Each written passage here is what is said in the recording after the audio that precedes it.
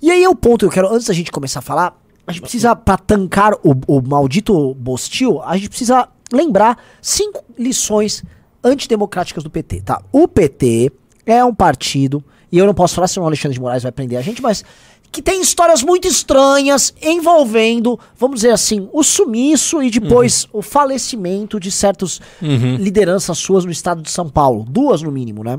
Acho que foi só proibido falar de uma. A de Campinas pode falar. A do Toninho. É melhor não correr esse risco. Não quero correr esse risco, né? Mas assim, a gente sabe do que eu tô falando, tá? Isso não é lá exatamente a forma mais democrática que eles lidam com as dissidências internas, né? Máfias costumam agir de forma similar. Jennifer, obrigado aqui pelo café, que eu não quero perder o top 5. Coisa número 2, eu tô inventando o top 5 aqui porque eu tô vendo só o que vem à cabeça, podia ser 7. Coisa número 2, pra vocês lembrarem aqui. O PT, enquanto no poder, financiou ditaduras não só ao redor da América Latina, mas também na África e fez parcerias com outras ditaduras, beneficiando-as economicamente e não escondia isso de ninguém. Nunca houve pendor democrático nenhum dessa turma, tá? Coisa número 3, não assinaram esta Constituição. O PT não assinou a Constituição que eles julgam defender. Eles botaram um boneco inflável da Constituição pendurado no parlatório e esse boneco inflável é de uma Constituição que eles sequer assinaram. Coisa número 4, o PT tem milícia. Quando eu falo assim, ó, o Lula tem milícia, Beraldo, o cara vai falar, não, mas o Bolsonaro tem as milícias. Mas assim, é muito mais tênue eu apontar uma relação de financiamento do Bolsonaro com milícia, ainda que a gente pode falar via gabinete do Flávio, do que falar que, uma coisa óbvia, que o Lula é apoiado e apoiava o movimento do Sem Terra, o movimento Sem Terra que recebia verba inclusive do governo federal, e CONTAG e todas essas coisas, e que era abertamente para o Lula, botava o bonezinho do MST e saía desfilando por aí. E o MST invade fazenda, ataca adversário político, dá porrada em adversário político, é envolvido em crime, envolvido em morte. É uma milícia ligada ao petismo. Sempre foi. E nunca ninguém ficou, ó, o que tá. O PT, como o Beraldo falou, comprou o parlamento. Ele comprou um parlamento com propina. Que já tornou a 5ª coisa, né? A compra do parlamento com propina. Mas o Lula perseguiu o jornalista, sim. Mandou aquele Larry Roth pra fora do Brasil, porque o cara fez uma matéria ruim sobre ele. Ele falou, vaza daqui. Um jornalista. Ai, o jornalista. Mandou pra fora do Brasil o jornalista lá. Na boa, o Lula tocou pra fora o cara. O PT comprou veículos de imprensa. Não tô nem falando dos blogs progressistas que ele comprou. A grana, o rio de dinheiro que ia pros veículos de imprensa era uma loucura no período do PT. E mais tantas outras que a gente pode ficar levantando, vocês podem levantar nos comentários. Essa turma vir falar que defende a democracia, eles que vão tomar no cu deles, desculpa o português aqui, eles que vão se fuder. Vem essa turminha, ai, a democracia, tá preocupado com nada. Isso aqui é um ato eleitoral pro Lula e é um ato flopado, que não lotou, mesma turma de sempre, mesma galerinha. Não, pelego ali total. Não tinha 1000 pessoas lá no parlatório. Então, na prática, é um ato que demonstrou fraqueza. Aliás, Renan, eu tive que ir ao centro agora de tarde, e aí parei no estacionamento ao lado do Largo São Francisco, perguntei pro rapaz do estacionamento, e aí, o senhor já assinou o ato pela democracia? Ele falou, porra, fizeram chegar mais cedo aqui, fiquei esperando vazio, não deu movimento.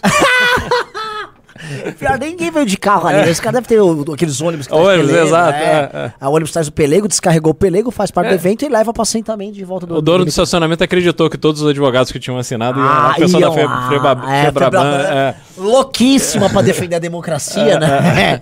Os caras estavam vendo como cobravam juros da democracia ali.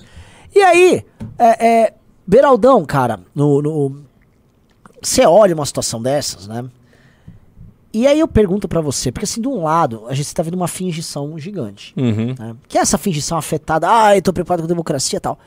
Do outro, a gente tá vendo o Bolsonaro subindo nas pesquisas. O Bolsonaro vendeu a mãe e não vai entregar. Ou seja, ano que vem nessas contas não se paga. Tá estouradaço, arrebentadaço. Tá fazendo o diabo pra ir pro segundo turno e vencer a eleição. E aí eu vou te fazer a pergunta. Dá pra ele... O cenário que eu vejo aqui é cada vez mais de fragilidade da esquerda, que a esquerda só tinha um discurso. Ele vai dar o golpe e tal. O Bolsonaro, dia 7 de setembro, não vai dar golpe nenhum. Ele vai fazer uma manifestação bem grande, não vai ter golpe. E a esquerda só vai falar, teve golpe. Aí vai aparecer, sabe aquela história, aquela anedota do olha o lobo, o menino que gritava lobo e aí não tinha lobo nenhum, quando o lobo apareceu, comeu todo mundo. Vou te perguntar disso aqui, tá? Não te parece que conforme os adversários vão apresentando suas tropas, as tropas da esquerda são muito mais frágeis do que a gente imagina? Renan, a gente precisa partir do ponto inicial de que ser brasileiro é se formar na escola de otário. Se a gente não for otário, a gente simplesmente não sobrevive. Porque nós somos feitos de otário desde que a gente nasce. E a gente olha para esse cenário político, a gente vê o povo brasileiro sendo manipulado com narrativas, conversa fiada dos dois lados. E as pessoas ainda levam isso a sério. Assim, uma das coisas que me incomodam muito no futebol, por exemplo, é ver quando você tem um time formado por estrelas. A gente viu isso na Copa do Mundo, acho que foi 2010. 2006, cada um chegou com seu jatinho, não sei o quê. Na Suíça. Porra, você acha que esses caras estavam ali preocupados com a seleção brasileira, com aquela camisa amarela, com peso de... mais de uma centena de milhões de brasileiros estavam ali pondo as suas esperanças que a gente ia ganhar e esfregar aquela taça na cara de outras seleções?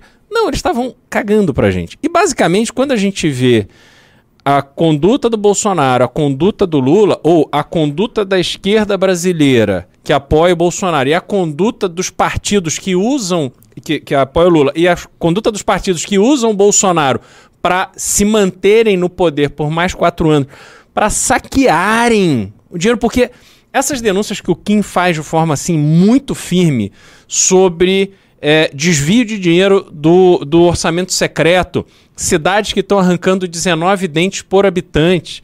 A gente pega o caso de Miracatu, terra do irmão do Bolsonaro, onde ele mora. São R$4.000 por habitante de Miracatu. A cidade é um horror. Se fosse nessa proporção, São Paulo, a cidade de São Paulo teria que ter recebido da União 60 bi. Então, a gente tem esse faz de conta e as pessoas aceitam isso, tomam no rabo. E aí, quando você olha para o cenário eleitoral, é essencialmente um esforço de manipulação. Quem manipular melhor, quem tiver a melhor história para contar. E outra coisa, 7 de setembro, como você citou, se não acontecer nada de grave, ontem Bolsonaro esteve por mais de 1 hora com o Xandão. Conversaram no palácio. O Xandão foi ao palácio. Não é que o Bolsonaro precisou ir às escondidas na casa de alguém onde por acaso o Xandão está. O Xandão foi lá conversar para se entender com o Bolsonaro e o pessoal que testemunhou a conversa disse que a conversa foi maravilhosa. E se ele não representar uma ameaça de golpe nesse 7 de setembro, a narrativa cai. A esquerda vai ficar órfã. Completamente órfã. Né?